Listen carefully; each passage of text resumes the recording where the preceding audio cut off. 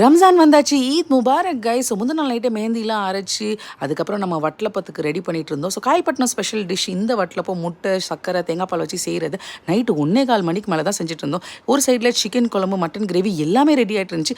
இன்னொரு சைடில் ஒரு 2:15 அப்போவே இந்த வட்டலப்பம்லாம் ரெடி ஆகிடுச்சு. இந்த நைட்டு இந்த சுட சுட இந்த வட்டலப்பத்தை எடுத்து சாப்பிடும்போது வேறு லெவல் ஃபீல்.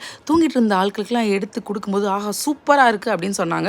இது சூடாக சாப்பிடும்போது ரொம்பவே டேஸ்டியாக இருக்கும். நெக்ஸ்ட்டு நைட் இந்த மெஹந்திலாம் வச்சுட்டு காலையில் 6:30 அந்த மாதிரி பள்ளிவாசலுக்கு போய் தொழுதுட்டு வீட்டுக்கு வந்து பார்த்தா டிஃப்ரெண்ட் பிரேக்ஃபாஸ்ட் இருந்துச்சு. ஒத்தப்பனியம், ஆப்பம், ஜால்ரா தோசை. ஒத்தப்பனியம் சுட சுட பொரிச்சிட்டு இருந்தாங்க. அதுக்கப்புறம் ஜால்ரா தோசை ஒரு பக்கம் செஞ்சுட்டு இருந்தாங்க. இன்னொரு சைடில் நம்ம தலைவன் ஆப்பம் இல்லாமல் எப்படி, இது எல்லாமே சிக்கன் மட்டன் கிரேவியோட, இடியாப்பம் பரோட்டாவோட அண்ட் வட்டலப்பத்தோடு வச்சு சாப்பிடும்போது செம்ம டேஸ்ட்டாக இருந்துச்சு. ஸோ நாங்கள் யூஸ்வலி பிரேக்ஃபாஸ்ட் தான் பயங்கர ஸ்பெஷலாக சாப்பிடுவோம் ரம்ஜான் அன்னைக்கு. நீங்கள் உங்கள் வீட்டில் என்ன சாப்பிட்டீங்கன்னு மறக்காமல் சொல்லுங்கள். அதுக்கப்புறம் ட்ரெஸ் எல்லாம் பண்ணி ஃபோட்டோலாம் எடுத்து ரிலேட்டிவ்ஸ்லாம் கொடுத்துட்டு மதியானம் பிரியாணிக்கு ரெடி ஆகிட்டோம். தேங்க்யூ.